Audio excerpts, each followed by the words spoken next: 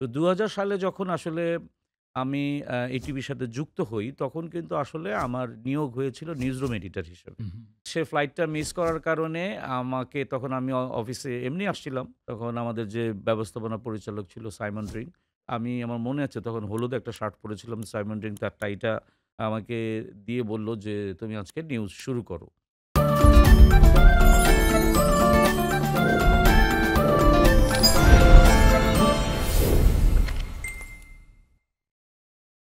আমন্ত্রণ জানাচ্ছি আমাদের আরো একটা লার্নিং পডকাস্টে। আমরা পডকাস্টে আসলে এই বিষয়টা তুলে ধরি যে, আমাদের যেই মানুষগুলো আমরা আসলে স্ক্রিনে কাজ করি বা স্ক্রিনের পেছনে কাজ করি, যাদের আসলে এখন অনেক বেশি অনুসরণ করা যায়, অনুকরণ করা যায়।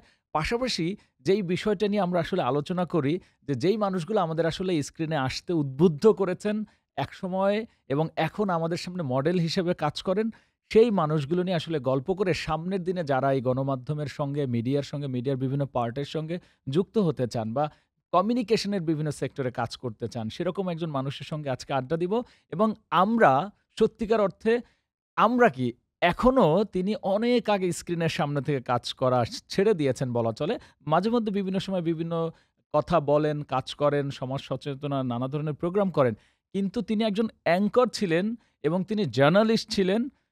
এখনো তার জন্মদিনে আপনার হচ্ছে অনেকে কমেন্ট দেয় এরকম যে, আপনাদের খবর পড়া দেখে বা আপনাকে দেখে আমরা জার্নালিজমে বা বিশেষ করে নিউজ প্রেজেন্টেশনে আসার উদ্বুদ্ধ হয়েছি। সেই মানুষটি হচ্ছে কাউসার মাহমুদ। তিনি কি আসলে করেননি? ক্যামেরার সামনে সাংবাদিকতা করেছেন, খবর পড়েছেন, ক্যামেরার পেছনে প্রোডাকশন এ কাজ করেছেন, প্রোডাকশন লিড দিয়েছেন। এখন প্রোগ্রাম তৈরি করেন, ডকুমেন্টারি বানান, ডিজিটাল কমিউনিকেশন এর সাথে যুক্ত আছেন। 360 অ্যাঙ্গেলে অনলাইন, অফলাইন সবকিছুই আসলে করেন এবং একসাথে এই মানুষটি কিভাবে আসলে সবকিছু সেই সময় সামাল দিয়েছেন, এখন কি করছেন? এখন তিনি কারুজ কমিউনিকেশন নামে একটা কমিউনিকেশনের উদ্যোক্তা এবং যেটি আসলে বলা হয়নি সেটি হচ্ছে এই মানুষটি জীবনের শুরুতে নাকি ফ্যাশন নিয়েও কাজ করেছেন। ওইভাবে বললে আমরা বলতে পারি fashion editor, fashion writer, fashion designer এইসব জায়গায়ও কাজ করেছেন। নান্দনিক এই মানুষটার সঙ্গে আমরা আজকে আড্ডা দিব এবং আমরা নিজেরাও আজকে অনুপ্রাণিত হব যে কিভাবে আসলে এতগুলো কাজ একসাথে করে বেস্ট আউটপুটও আবার দেয়া যায়। ভাই আপনাকে অসংখ্য ধন্যবাদ আমাদেরকে সময় দেওয়ার জন্য। আপনাদের যেই ব্যাচ মানে যেটিকে আমরা সবাই বলে যে টেলিভিশনের ভিত্তি গড়ে দিয়েছে। ২১ এর টেলিভিশন। সেই জায়গাটায় আপনি ছিলেন। এই যে গণমাধ্যমের সঙ্গে বা ক্রিয়েটিভ অঙ্গনে যুক্ত হওয়ার জার্নিটা তো অনেক বড়। ছোট করেই যদি একটু বলেন শুনি। ধন্যবাদ একটা বিশাল লম্বা চওড়া ইন্ট্রোডাকশন দেয়ার জন্য। তারপরেও মনে হয় সব অ্যা শেষ হয় নাই। আসলে আমরা ২০০০ সালে যখন একুশে টেলিভিশনের সাথে যুক্ত হই, তার আগেই আমরা যেই ব্যাচটা জার্নালিজমের সাথে যুক্ত হই, এরা সবাই কিন্তু আসলে প্রিন্ট মিডিয়ায় হু, হু। জার্নালিজমের সাথে যুক্ত ছিল। কারো তখন ১০ বছর হয়ে গেছে, কারো ৭ বছর, ৮ বছর হয়ে গেছে। তো আমিও আসলে অ্যা শু শুরুর দিকে ইউনিভার্সিটিতে যখন পড়ি, ঢাকা বিশ্ববিদ্যালয়ের রাষ্ট্রবিজ্ঞানে যখন পড়তাম, তখন থেকেই আসলে জার্নালিজমের সাথে জড়িত ছিলাম। এবং জার্নালিজমের পাশাপাশি তখন থেকেই কিন্তু আমি এই যে গ্রাফিক ডিজাইন, তারপর হচ্ছে কবিতা আবৃত্তি, আ মানে লেখালেখি, আ এক্সট্রা লিট কারিকুলার বিভিন্ন হ্যাঁ, লিটল কাজগুলোর সাথে। ম্যাক করা, হ্যাঁ, এরকম বিষয়ের সাথে জড়িত ছিলাম। কিন্তু কখনো যে এই জড়িত বিষয়টা আসলে একটা পরিণত রূপ লাভ করবে সেটা আমরা বুঝিনি। তো ২০০০ সালে যখন আসলে আমি এই টিভির সাথে যুক্ত হই, তখন কিন্তু আসলে আমার নিয়োগ হয়েছিল নিউজরুম এডিটর হিসেবে। হু, হু। যারা ডেস্কে কাজ কাজ করে। করবে। তখন আমি জানি না যে আমি অ্যাঙ্কার হব। তখনও আমি জানি না যে আমি প্রোডিউসিং হব। কিন্তু অ্যাঙ্কারিং এ আমাকে যেটা সাহায্য করেছে সেটা হচ্ছে যে আমি কিন্তু কলেজে এবং ইউনিভার্সিটিতে ন্যাশনাল লেভেলে ডিবেট করতাম। হু, হু। এইটা হয়তো আমার কাজে লেগেছে। কবিতা আবৃত্তি করার চেষ্টা করতাম। লোকধ্বনি নামে একটা প্রতিষ্ঠানের সাথে কণ্ঠশীলন, এখানে আমি আবৃত্তি চর্চা করতাম। টিএসসিতে হতো তখন। তখন তো আসলে আর কোনো কিছু হ্যাঁ, করার ছিল না। কারণ সেই সময় তো আমাদের এখনকার মতো ডিজিটাল মিডিয়া বুম করেনি। তো ইটিভিতে যখন আসলে আমাদের ট্রেনিং শুরু করল, বিবিসি যখন আমাদের ট্রেনিং শুরু করল, তখন ইনস্ট্যান্ট কথা বলতে হতো। যে এই বিষয় নিয়ে কোনো একটা কিছু বলো। তো যেহেতু ডিবেট করার অভ্যাস ছিল, আ আর কবিতা আপনি তো আবৃত্তি অনেক করতাম। সমাজ সচেতনও ছিলেন। তো কারণ হচ্ছে এক্সট্রা অনেক কারিকুলামের সাথে এ যুক্ত ছিলেন। ওই বিষয়গুলো হয়তো আমাকে সাহায্য করেছে। তারপর যখন ২১শে টেলিভিশন শুরু হলো, যখন নিউজরুম এডিটরের পাশাপাশি আমাকে ছোট, ছোট অ্যাঙ্কারিং হু, হু। আ করতে দেয়া হলো এবং আমি কিন্তু টেলিভিশনের একদম লাইভ অ্যাঙ্কারিংটা আমি ৬ মাস পরে করি। হুম, আগে কিন্তু শুরুতে কিন্তু ছোট, ছোট অ্যাঙ্কারিং সবাই হুম, করেছে। হুম, সবাইকেই করতে দেওয়া হলো। ওখান থেকে একদিন আসলে সামিয়া জামান সেই সময় খুবই জনপ্রিয় অ্যাঙ্কার ছিলেন। তো তার একটা ফ্লাইট মিস হলো এবং আমার কপালটা খুলল।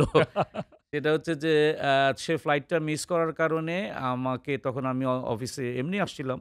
তখন আমাদের যে ব্যবস্থাপনা পরিচালক ছিল সাইমন রিং, সে বলল যে, "তোমাকে এখন নিউজে আসতে হবে, লাইভ এর নিউজে আসতে হবে।" তো আমার সেই সময় আমি প্রস্তুতি ছিলাম না। তখন সাইমন রিং তার নিজেরই টাইটা খুলে, টাইও নিয়ে আসিনি। তখন অফিসে তো আমাদের এরকম পোশাক থাকতো। তো আমার মনে আছে তখন হলুদ একটা শার্ট পরেছিলাম। সাইমন রিং তার টাইটা আমাকে দিয়ে বলল যে, "তুমি আজকে নিউজ শুরু করো।" তো এইভাবেই আসলে আমার নিউজ অ্যাঙ্কারিং একদম মেইন যে ন্যাশনাল যে নিউজ অ্যাঙ্কারিং এটা শুরু হয়ে গেল। জার্নালিজম যখন আমি করেছি সেক্ষেত্রে ভাই মাঝখানে যদি একটু বলেন, এই যে হঠাৎ করে অ্যাঙ্কর হয়ে গেলেন। হুম, হুম। ফিডব্যাক কেমন পেয়েছিলেন ঐদিন? ফিডব্যাক আসলে আমি সবসময় বলি কি যে কিছু, কিছু মোমেন্টাম আছে। হ্যাঁ, হ্যাঁ। ইটিভি যখন আসলে শুরু হয়, তখন আসলে এই শূন্যতাটা কিন্তু আসলে তৈরি হয়েছিল। কারণ বিটিপি দেখতে, দেখতে মানুষের এক ধরনের একঘেয়েমি লেগে গিয়েছিল এবং আ একদম এখন যে ভাষায় কথা বলছি, এইভাবে যে নিউজ পড়া যায়, সেটা আসলে মানুষ তখন চিন্তা করেনি। তারপর হচ্ছে এখানে মানুষ রিপোর্টারদের ভাবত ভূমিকা যে ছিল স্ট্যাটিক হয়ে জাস্ট হচ্ছে কোন হ্যাঁ। দিকে না নড়ে খবর পড়ে রাইট। যাবে। এবং যারা নেপথ্যে যারা নিউজগুলো তৈরি করতেন তাদেরও ভূমিকা ছিল একটা অসাধারণ টিম ছিল। হুম, হুম, সবাই মিলে তাদের যেই আসলে নান্দনিকতা, তাদের যে পরিশ্রম নিউজকে নতুনভাবে পরিবেশন করা, কনটেন্টের দিক থেকে, পরিবেশনার দিক থেকে, প্রযুক্তির দিক থেকে এই সব মিলিয়ে আসলে তখন আসলে এটা বুম করেছিল। এবং আমরা সেই সময় আসলে মানে সত্যিকারের কথা যে এখন হলে কি হতো জানি না।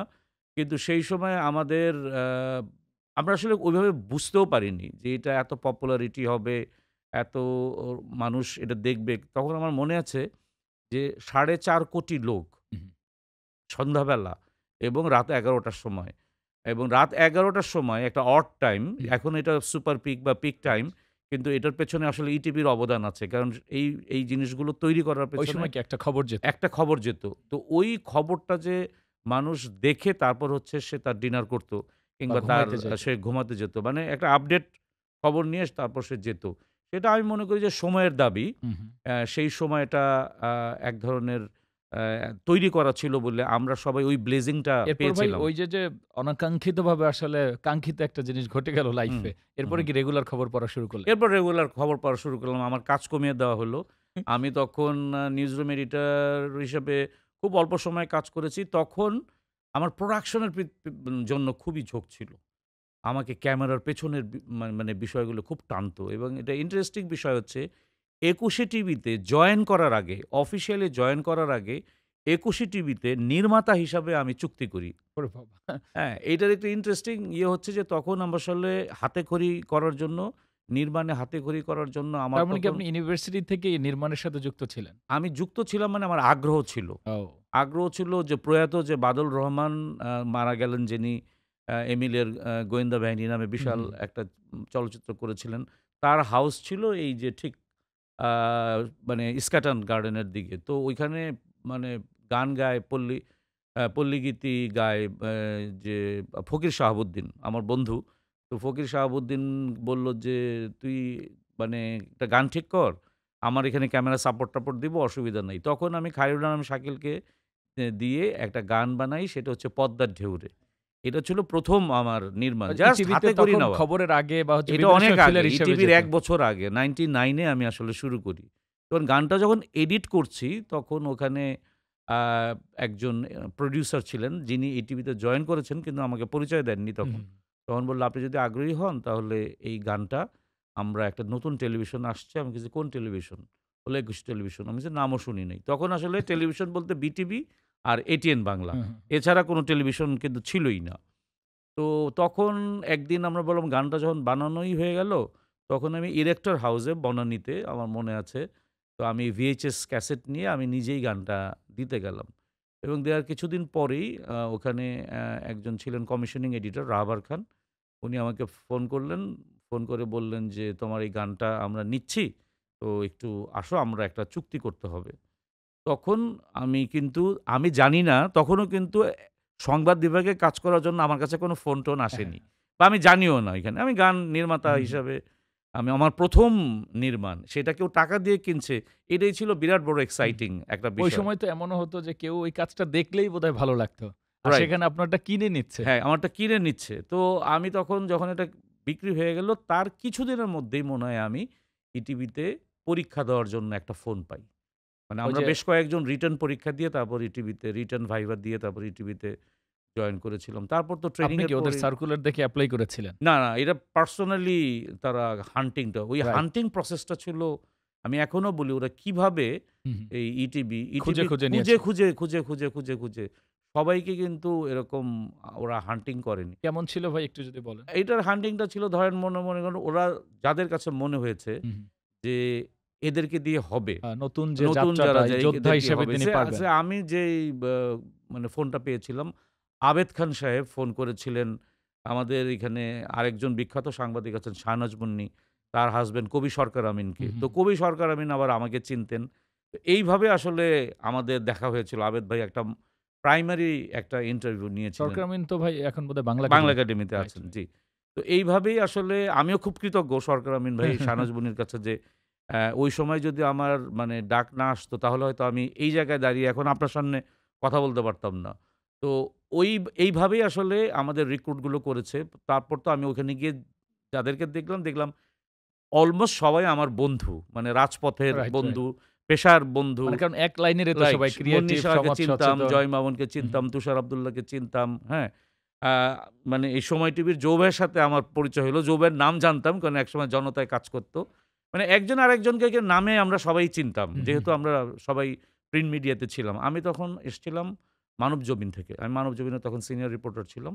কিন্তু আমি ওখানে এসে আমি কিন্তু সম্পূর্ণ একটা নতুন এরপরে কি জগতে ওদের কয়েকটা জয়েন করি। ধাপে পরীক্ষা হলো?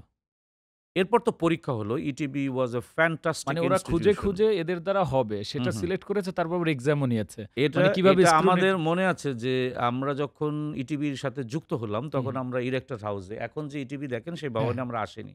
আমাদের কাজ ছিল প্রতিদিন ডিএক্স বল খেলা আর হচ্ছে বসে থাকা। কারণ আমাদের ট্রেনিং এর জন্য আমরা রেডি হচ্ছি।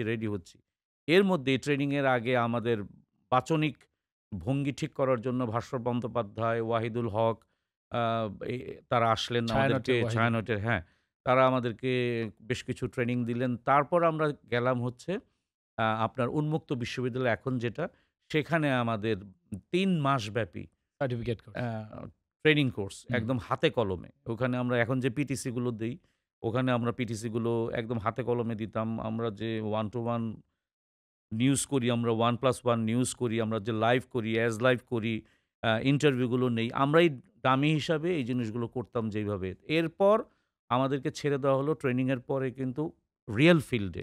আমার মনে আছে আমি, জয় মামুন এবং সুপন রায় ছিলাম একটা গ্রুপে এবং আমরা চলে গিয়েছিলাম আপনার কুয়াকাটা, বরিশাল এইসব এলাকায়।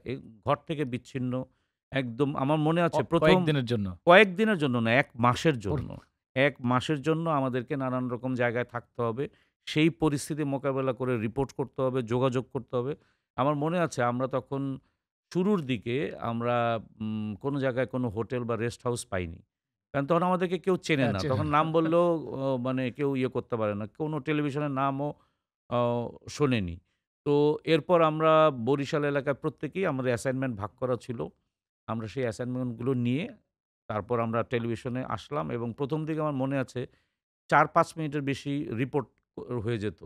আমাদেরকে মানে বলত ২ বড়, বড় মিনিটের হয়ে যেত। মধ্যে, ২.৫ মিনিটের মধ্যে। এখন এটা তো ওই যে এইটাই হচ্ছে প্র্যাকটিস আরকি। রাইট। তো যেই গ্রুমিং করে যেভাবে প্র্যাকটিক্যালি হাতে কলমে একুশে টেলিভিশন আমাদেরকে ট্রেইন আপ করেছে, সেইটা আসলে খুবই দুর্লভ এবং এটা আমরা মনে করি যে উই আর ভেরি ব্লেসড যে আমরা এরকম একটা ইনস্টিটিউশনে আমরা শিখতে সেক্ষেত্রে পেরেছি। বলছিলেন যে এর সবকিছুর আগেও আপনি ফ্যাশন নিয়ে কাজ করেন, ডিজাইনিং, রাইট। রাইটার। আমি যখন বাংলা বাজার পত্রিকার মাঝখানে ছেড়ে দিয়েছিলাম। কারণ প্রচন্ড রকম ফ্যাশন ডিজাইনের প্রতি ঝোঁক ছিল আমার। হ্যাঁ, হ্যাঁ। হ্যাঁ, ফ্যাশন ডিজাইন তখন যে মানে তখন কি এরকম ফেমিনা, শো নামাইতেন? গ্ল্যাড রেইজ, হ্যাঁ? হ্যাঁ, এরকম আমি যখন আমি আপনাকে নাম বললে এখন চমকে উঠবেন। আমি আমার কাস্টমার ছিল হচ্ছে কে ক্রাফটের খালিদ সাহেব। ওরে বাবা! এখন ঠিক সে আছে? নিজেই একটা ব্র্যান্ড হ্যাঁ, দিয়েছে। এখন আমার সাথে সেই সময়ে যারা ছিল কাজ করত, তার মধ্যে একজন হচ্ছে বিখ্যাত ফ্যাশন ডিজাইনার শাহরুখ আমিন। যে হচ্ছে এখন আলমিরা নামে তার হুম, নিজেরই হুম, একটা নিজের ব্র্যান্ড আছে। ব্র্যান্ড আছে। তো আমি তখন জেন্টসটা দেখতাম আর শাহরুখ আমিন দেখতেন ফিমেল সেকশনটা দেখতেন। তো ২-৩ বছর ফ্যাশন ডিজাইনিং করার প্রতি, ফ্যাশনের প্রতি মানে অনেক অনেক বেশি। ঝোঁক হওয়ার প্রতি বিচিত্রায় আমি দিতাম কারুজ নামেই। তখন হুম, হুম। কারুজ নামে বিচিত্রায় আমরা কম্পিটিশন দিতাম। আমরা একসাথে ৬-৭ টা অ্যাওয়ার্ড পেয়ে যেতাম। তো ওইটার কারণে ফ্যাশনের প্রতি একটা দখল থাকার কারণে তখন তো মতিউর রহমান চৌধুরীকে বললাম যে একটা ফ্যাশন পাতা বের করি। তখন বাংলাদেশে কোনো রেগুলার ফ্যাশন পাতা বের হয় না। আই এম টকিং অ্যাবাউট 93, 94, 5 এর কথা। তখন মতিউর রহমান চৌধুরী বলল, তখন বাংলাবাজার পত্রিকা বলল, "এটা আবার কি জিনিস?"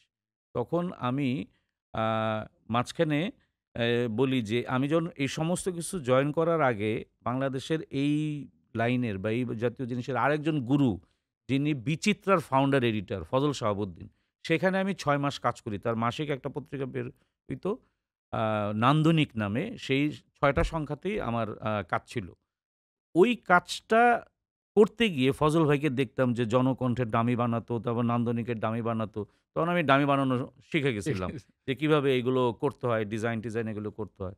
তো আমি এরকম একটা ডামি নিয়ে মতিউর রহমান চৌধুরীর কাছে গেলাম যে, "এইটাই হচ্ছে আমার আমি বাংলাদেশে ফ্যাশন পাতা। ফ্যাশন পাতা করতে চাই। এখানকার লোকজ ফ্যাশন, ওয়ার্ল্ড ফ্যাশন এগুলোকে আমি প্রমোট করব।" আর কারেন্ট যে ট্রেন্ড গুলো হ্যাঁ, আছে। আর যে তখন তো এইসব ব্র্যান্ড এত হয়নি। তখন ১ টা ২ টে অঞ্জনস বা কে-ক্রাফট, আড়ং এগুলো ছিল, নিপুণ ছিল, কুমুদিনী ছিল। জাস্ট এগুলোই ছিল। আর কোনো কিছু ছিল না। তারপরে আমি কি করলাম যে ফ্যাশন বাজার তুমুল জনপ্রিয় হলো। উপরে ১ম ৪ কালারে ফ্যাশন বাজার এবং আমার মনে আছে শুক্র শনিবার মানে এক্সট্রা সার্কুলেশন হতো। ও মানে পিছনে ওই থাকতো পাতার জন্য চাহিদা বেড়ে গেল। চাহিদা বেড়ে গেল এবং ওই পেছনে থাকতো পসরা। কবি মুজিব ইরম এখন ইউকেতে থাকে। তিনি করতেন পসরা, আমি করতাম ফ্যাশন বাজার। ২ টা মিলে একটা দুর্দান্ত ফিচার পেইজ হয়ে গেল। এইটা আমার জীবনে খুব কাজে দিয়েছিল। তারপর আমি টানা 98 পর্যন্ত আমার ফ্যাশন ফ্যাশন আউটলেট ছিল। আমি রেগুলার ফ্যাশন ডিজাইনিং করতাম, রেগুলার পোশাক প্রোডিউস করতাম। কিন্তু শেষের দিকে আমার আ ঝোঁক আসলো যে না এটা আসলে তখন আসলে ক্রিয়েটিভলি, প্যাশনেটলি আমি অনেক কিছু করতে চেয়েছি। কিন্তু বিজনেস ফর্ম এ না। বিজনেস নিয়ে আসেন ফর্মটা নাই। যে একটা মানে বড় হুম। ব্যাপার এটা এই এবং ওই সময় এক্সপেরিয়েন্সটা শুরু করলে হয়তো এখন অন্যরকম রাইট একটা এটা ব্র্যান্ড ও থাকতো। কন্টিনিউ করল। তারপর আমার আসলে মেকিং এর দিকে ঝোঁক গেল। আমি হুম। মেকিং এর দিকে, ডকুমেন্টারির দিকে, ফিল্মের দিকে ঝোঁক গেল। এবং সেই ঝোঁক থেকেই আসলে আমি দেখলাম যে ইটিভি আমার জন্য একটা বিরাট বড় আ ডেস্টিনেশন। এরপর শেষ দিন পর্যন্ত তো আমি ইটিভিতে ছিলাম। এরপর ইটিভির সাথে পরের যেই জার্নি গুলো তো হয়েছে। যেহেতু আমি তখন প্রোডাকশনটা খুব ভালো জানতাম এবং আমি একটা টিম লিড দিতাম। হুম। তো সেটার কারণে আমি এটিএন বাংলাও আমার হাতেই শুরু। মানে নতুনভাবে যে শুরু, আমিই ছিলাম এক্সিকিউটিভ প্রোডিউসার এবং যেই টিমগুলি ছিল, এই যে দুর্দান্ত যে টিমটা ছিল, সেই টিমটা দিয়ে আমি এটিএন বাংলা লঞ্চ করলাম। এটিএন বাংলা লঞ্চ করার পর ওখান থেকে আবার আমি আর্ট টিভিতে আসলাম। তখনও এক্সিকিউটিভ প্রোডিউসার এবং হিসাবে। তারপর আর্ট টিভিতে যাওয়ার পর আমি সিএসবিতে গেলাম এবং সিএসবি ছিল তখন আরেকটা সেক্ষেত্রে স্বপ্নের জায়গা। সিএসবির জার্নিটা নিশ্চয়ই মানে আপনার লাইফে একটা উল্লেখযোগ্য আরেকটা ঘটনা। কারণ অবশ্যই। ১ম সংবাদ টেলিভিশন। সিএসবিটা হচ্ছে যে ইটিভিতে যেই রেশগুলো আমরা হুম, পেয়েছিলাম, যেই জিনিসগুলো আমরা দেখলাম যে ইন্ডিভিজুয়ালিটির উপরে ইনভেস্টমেন্ট, হুম, একজন ব্যক্তির উপরে ইনভেস্টমেন্ট, একজন ট্যালেন্টের প্রতি ইনভেস্টমেন্ট। সেইটারই আরেকটা মানে ম্যাচিউর ফর্ম পেলাম হচ্ছে সিএসবিতে। সিএসবি স্ক্র্যাচ থেকে এন্ড পর্যন্ত চিন্তা করত এবং সিএসবির মানে রিক্রুটমেন্টটাই ছিল অসাধারণ। আপনি দেখেন সিএসবি কিন্তু ১ম এ ৫ জন লিডকে তারা তার ৫ জন হেডকে তারা আ ফান্ড করে। হান্ট করে। এই যে আমি, তুষার আব্দুল্লাহ, আহমেদ জোবের ভাই, তারপর নিয়াজ ভাই, প্রভাস আমিন এই ৫ জনকে তারা হান্ট করে ফার্স্ট হুম, এবং হান্ট করে আমাদের মনে আছে যে হোটেল রেডিসনে তারা হুম, যেভাবে আমাদেরকে অ্যাপয়েন্টমেন্ট লেটারটা দিয়েছে, ওই অ্যাপয়েন্টমেন্ট লেটারটা এখনো আমি মনে করি বাংলাদেশে এটা কেউ চিন্তাও করতে পারবে না। ওই অ্যাপয়েন্টমেন্ট লেটারের গেটআপ, মেকআপ থেকে শুরু করে ওইটার যে মানে এইরকম মোটা তো ওই যে বিষয়গুলো আমরা চুল কাটবো কোথায়? আমরা হুম। ড্রেস বানাবো কোথায়? এগুলো কিন্তু ঠিক করা ছিল। আমাদের ড্রেস কোড কি হবে? আমাদের কালার কোড কি হবে? আমাদের লুক অ্যান্ড ফিল কি হবে? আমাদের অফিসের টোটাল কর্পোরেট আইডেন্টিটি কি হবে? এই এক্সপেরিয়েন্সটা আ অনেক বেশি কাজ করেছে এবং আপনি দেখেন যে ওই টিমটা আ এখন সব টিভিকে বলা সর্বোচ্চ চলে। ব্যবহার করেছে হুম, আমি হুম, বলি যে সর্বোচ্চ ব্যবহার করেছে সময় টিভি হুম, এবং হুম। যমুনা টিভি। রাইট। আপনি যদি দেখেন কারণ হচ্ছে যে কারণ এবং তারা সময় সেটার ফলও টিভিতেও জবাই পেয়েছে। ছিল। হ্যাঁ। হ্যাঁ, কারণ হচ্ছে যে আমি জানি যে এই যে মানে ম্যাচিউর ফর্মটা, এই ফর্মটার রিফ্লেকশনটা এবং দেখেন যে এইটার কারণে কিন্তু মাঝে, মাঝে কিন্তু ওই সিএসবির ওই রেশগুলো, কারণ ওই যে জানাশোনা, ওই যে বিষয়গুলো এখন দিতে হবে কি আমার নিজের প্ল্যাটফর্মে, রাইট, রাইট। তাই না? সো আমাকেও এগুলো মানে কাজ দিয়েছিল। আমি যখন সিএসবি যখন বন্ধ হয়ে গেল, বন্ধ হয়ে যাওয়ার পর যখন আমি কিন্তু আর মানে জার্নালিজমে তখন বা আবার টেলিভিশনে আমি একদম আপনার ৯টা ৫টা বা প্রতিদিনেরই হিসাবে ফিরিনি। হুম, হুম। কিন্তু আমি দেখলাম ২০০৭ সালে আমি দেখলাম যে সর্বশেষ অলরেডি বোধহয় স্ক্রিনে ছিলেন ৭১ এ। ৭১ এ। ৭১ এর স্ক্রিনে ছিলাম ওইটা হচ্ছে গেস্ট হ্যাঁ, অ্যা অ্যাঙ্কর। পারফর্মার হিসাবে বা গেস্ট অ্যাঙ্কর হিসেবে। সেখানেও প্রায় আমি ৭ বছর ২০১৩ তে জয়েন করেছি। আমি কোভিডের সময় আমি ফুললি ছেড়ে দিয়েছি। কারণ আমার প্রতিষ্ঠানে আমি আসলে সময় দিতে পারছিলাম না। কিন্তু আমি যখন আসলে এই সমস্ত বিষয়গুলি যখন কানেক্টিং ডট করি, হুম, হুম, হুম। তখন যে আসলে যে এক্সপেরিয়েন্সটা আমার মধ্যে আসে বা যে কনফিডেন্টটা আসে, সেইটা আসলেই আমি যেটা করছি সেটাও প্রায় ১৭ বছর হয়ে গেল। সো আপনার ভিতরে যদি বার্নিং ডিজায়ার থাকে, প্যাশন থাকে, আপনি যেই কাজটা করেন সেটা যদি করতে ভালোবাসেন, তাহলে সেটাকেও আসলে পেশার দারভাবেই টার্ন করা যায়। এখন যখন আমি সেক্ষেত্রে ভাই মাঝখানেও কারুজের কথা নিয়ে আসছিলেন। হুম। কারুজের যাত্রাটা মানে যদি একটু বলেন নাম থেকে শুরু করে? কারুজের যাত্রাটা আসলে কারুজ ছিল ফ্যাশন রাইট। ব্র্যান্ড। কারণ যা কিছু ক্রাফটেড মানে হ্যাঁ, কারুজাত যে বিষয় রাইট। সেটাই কারুজ। কারুজ। কারুজ আসলে ডিকশনারির কোনো শব্দ না। এটা আমার মাথা থেকেই আসছিল যে কম্পাউন্ড করে কারু, বানাইছেন কারু আরকি। থেকে রাইট। এটা লাগিয়ে দিলাম কারুজ। জাস্ট এইটাই। তো এই কারুজটা আসলে ফ্যাশন ব্র্যান্ড ছিল। এইটা ছিল আসলে আমার বিশ্ববিদ্যালয়ে পড়াকালীন সময়ে একটা আ মানে উদ্যোগ যে আমি আসলে আমার মনে হয় যে আমার ব্লাডে অথবা আমার মানে চেতনাতে সবসময় আমি আসলে ক্রিয়েটর হিসাবে কিছু করতে চেয়েছি। I want to create something. এখন এটা করলে টাকা আসবে কি আসবে না, I don't care. মানে আমাকে এইটা সবসময় চেইস করত। তো তারপর তো নানান রকমভাবে হুম, হুম, ফেইল হুম। করতে হয়। ফেইল করতে, করতে তারপর মানুষ তার ডেস্টিনেশনটা দেখতে পারে। তো আমি আসলে বিজনেস আকারে বুঝি নাই আসলে ফ্যাশনের যে বিষয়টা। আমার আউটলেট ছিল যদিও ধানমন্ডিতে তখনই। কিন্তু আমি আসলে তখন একটা খুব মানে, মানে ক্ষতির শিকার হই। সেই ক্ষতির শিকারের কারণে পরে আর আমি এটা কন্টিনিউ করিনি। তখন আমি টেলিভিশনের দিকেই বা ইটিভির দিকেই ঝুঁকি। কিন্তু সেটা যদি আমি পুরোপুরি বুঝতাম বা ইয়ে করতাম তাহলে আজকে হয়তো আমি ফ্যাশন একটা উদ্যোক্তা হিসেবে আমাকে তবে পাশাপাশি কাজ কিন্তু করতে আপনি হতো। এখনো পর্যন্ত মানুষকে শেখানোর সাথেও আছেন। হু, হু।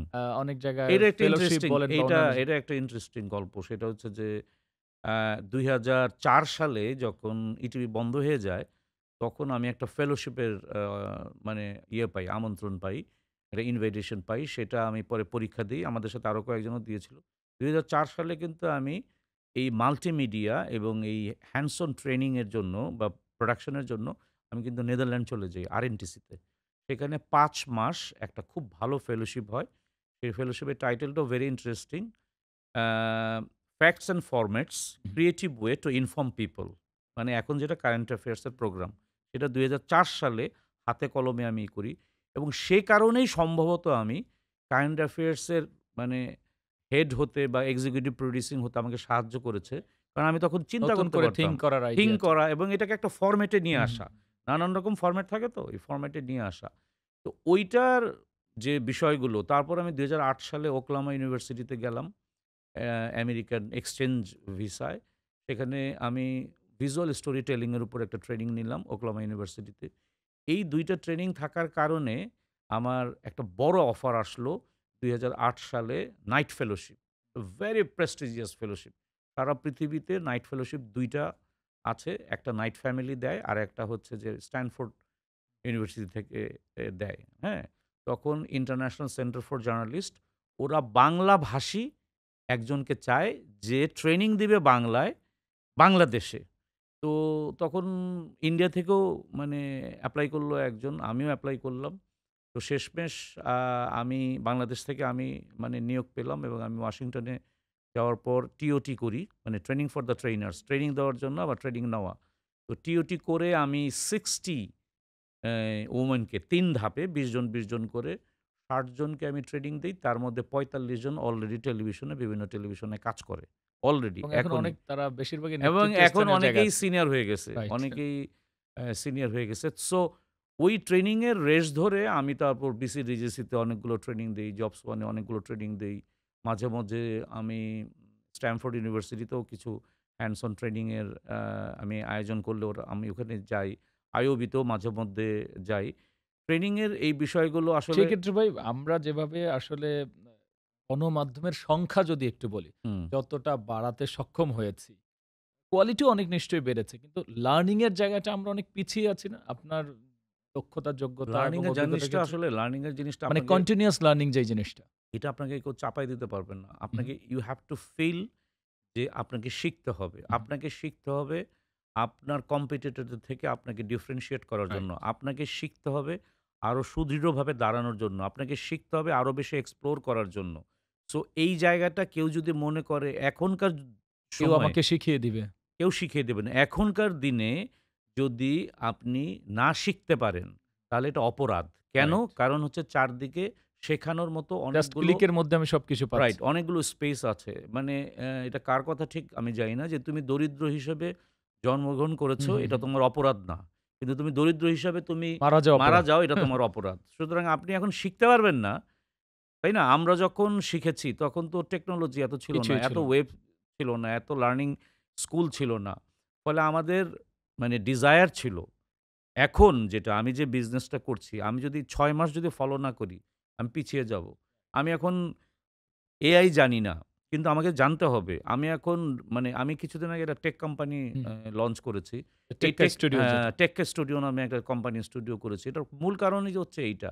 কারণ এই কারেন্ট বিজনেস, ট্রেন্ড এর সাথে যাওয়া। এই যে কমিউনিকেশন এর বিজনেস, এই যে মাল্টিমিডিয়ার এই বিজনেস, এটাও ডিসকন্টিনিউ পাশাপাশি হয়ে ভাই যাবে। আরেকটা জিনিস আপনার যে সুনামটা আমরা শুনি যে ইয়াংদেরকে বা ডেকে এনে ডেভেলপ করাটা এইটা হুম। আপনার মধ্যে অনেক বেশি। যে অনেক বেশি সুযোগ দেয় এবং তাদের পিওর যে মেধাগুলোকে জায়গায় নিয়ে যাওয়া। এইটা ধরেন এটা আমার এক ধরনের মনে ভিতরে মনে হয় এক ধরনের মাস্টারি বিষয়টা কাজ হ্যাঁ, হ্যাঁ। করে যে, এই যে কিছুক্ষণ আগে আমাদের কথা হচ্ছিল, এনায়েত মুন্নার কথা হ্যাঁ, হ্যাঁ, হ্যাঁ। হচ্ছিল। রাইট। এনায়েত মুন্না সময় টিভিতেও ছিল। হ্যাঁ, হ্যাঁ, হ্যাঁ। ব্রিলিয়ান্ট একটা ছেলে। হ্যাঁ, ও যখন আসলো সময় টিভির আগে যখন জি টিভিতে আসলো, তখন আমার কাছে কাজ করার জন্য তো আসলো তখন আমি ওকে ১ম এ বললাম, "তোমার ডিজাইন কিছু হয় না। হুম, তোমার কালার সেন্স খুব খারাপ।" হুম, তখন আস্তে, আস্তে আমি বললাম যে, "ছেলেটার এত আগ্রহ আছে।" হুম, আমি ওকে বলি কারণ এখন বাংলাদেশে গ্রাফিক্সে যারা লিড দিচ্ছে, তারা সবাই আমার সাথেই কাজ করেছে। হুম, হুম। টানা ৬ বছর ৭ বছর প্রোডাকশনেও তো কাজ মনে হয় করেছে। বেশিরভাগ মানুষ আপনার সাথে কাজ প্রোডাকশনও করছে। টেলিভিশন প্রোডাকশনের অধিকাংশ জনই মানে কোনো না কোনোভাবে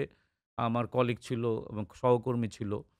এই টেলিভিশনেও এখন যে বসে আছি, এই টেলিভিশনে অধিকাংশ জনই তারা কাজ করেছে। তো আমি যেটা চেষ্টা করি আসলে আমার যে আন্ডারস্ট্যান্ডিং, রাইট, আমার যে ইনসাইটটা, আমার যে এক্সপেরিয়েন্সটা, এটা আসলে শেয়ার করা। রাইট। শেখানো তো আসলে কাউকে যায় না, কিন্তু শেয়ার করা। এই শেয়ারিং এর মাধ্যমে ওর মধ্যে যদি একটা টেস্ট গ্রো করে, ওর মধ্যে যদি একটা ইমাজিনেশন গ্রো করে, ওর মধ্যে যদি একটা এক্সপেরিয়েন্স গ্রো করে, সেটা সে দিবে এবং সেটার বড় প্রমাণ হচ্ছে মুন্না।